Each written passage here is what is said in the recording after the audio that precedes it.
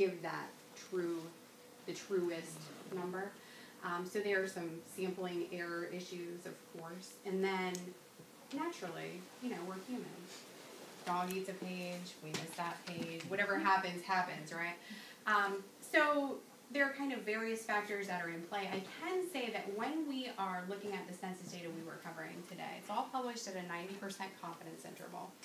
And a lot of these, both sampling and non-sampling errors, are taken into account.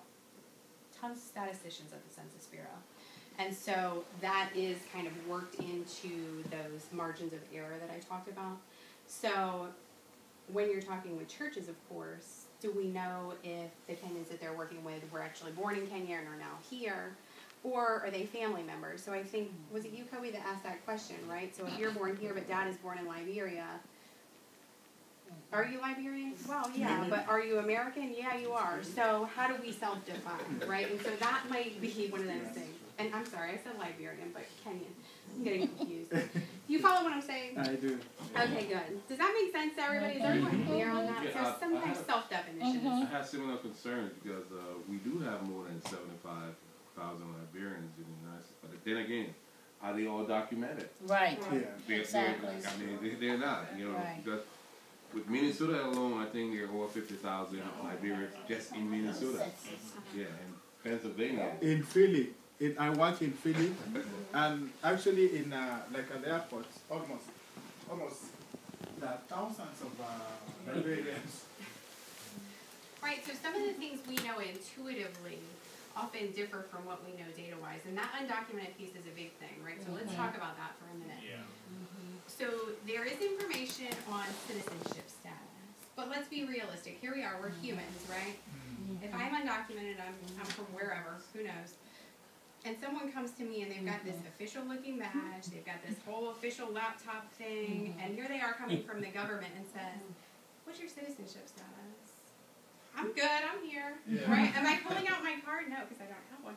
But, so how are people responding? Or perhaps, in kind of the extreme opposite, I'm sorry, I'm not going to speak to you today. Or I'm just simply not going to be home for the next couple months while you're knocking on my door. Right, so we have to take those human things into consideration. And again, with that statistical piece of like non-sampling error, sampling error, some things are specific to the way that people could make errors based on the questions, based on the surveys themselves. And then there are those non-sampling errors that pertain to our humanness, really, and what comes up in those. So I'm glad you brought up the undocumented piece. One of the other things is this: when you're looking for data, particularly if you're looking for data, say, on undocumented immigrants, we talked already that when you search Census Bureau for immigrants, you don't find much because the data is actually classified as foreign-born. When you look for data on documentation status, that's not what it's going to say. It's not going to be documented or undocumented. It will be citizenship status. Okay, so are you a citizen? Yes or no is the question.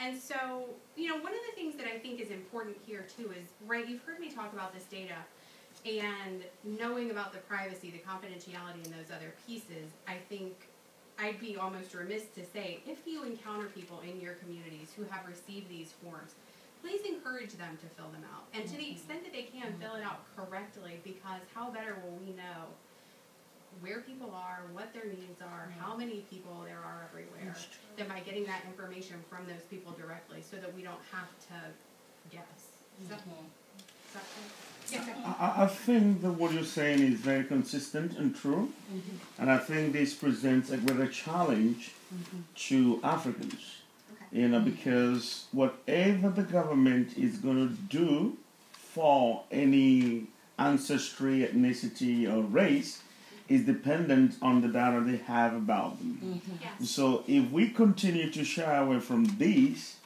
we cannot stand to benefit from anything that we should benefit from. So my thing is, I know that, I don't know if these should be part of what you guys do.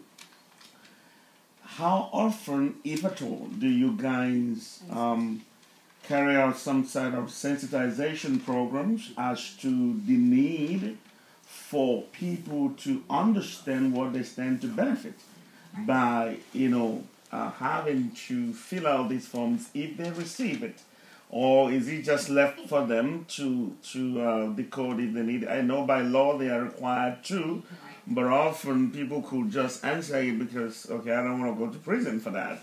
But I think if there is a way that the Census Bureau can help to sensitize, especially the underrepresented ethnicities in America as to the need and the benefit of them doing this thing, that could lead. I know that Nigerians in the U.S. is more than 225,000. I know that Nigerians in the U.S. are over 1 million. I know that for sure. Maybe how do I know? But I know Nigerians are everywhere. So I think if there's any way they can do that, one thing about Africans is if they don't know what they stand to benefit, they may not participate. I don't think that's specific to Africans. I think that kind of goes across the board truly, and I think that's an extremely important point that you just made, right? So if people don't understand what it is, what's in it for me, literally, why am I going to waste my time doing that?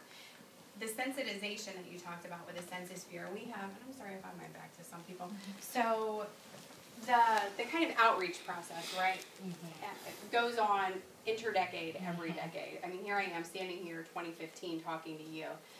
It happens a lot around the actual censuses every 10 years, right, 2000, 2010, huge campaigns. A lot of outreach work is done at those times. But we know we have other things going on, so we sort of forget. And so one of the things that the Bureau is working towards is trying to maximize outreach that's web-based, that's mobile, and also doing, like right now, for example, they're doing census testing in communities specifically that have very diverse populations, that have a variety of different needs levels. Like there's one happening in Maricopa County and somewhere else right now. Maricopa is in Arizona. Right, the first census test this past year was in D.C. and Montgomery County, Maryland. Very diverse populations there. And really trying to figure out what are the access points to those populations, right? Not only looking at, typical outreach, but how do we work with churches? How do we work with community service organizations? How do we work with congressional offices, if that's the case, to figure out how are we best getting the word out to folks so people in turn understand the process and actually fill out the forms and get sort of the word back to us, if that makes sense. So I think that's a really strong point that you're making. Certainly, I think that partnership process is needed all the time. And to the extent possible, let's develop that, all right? Let's move forward with it. Let's do it. Yes, sir.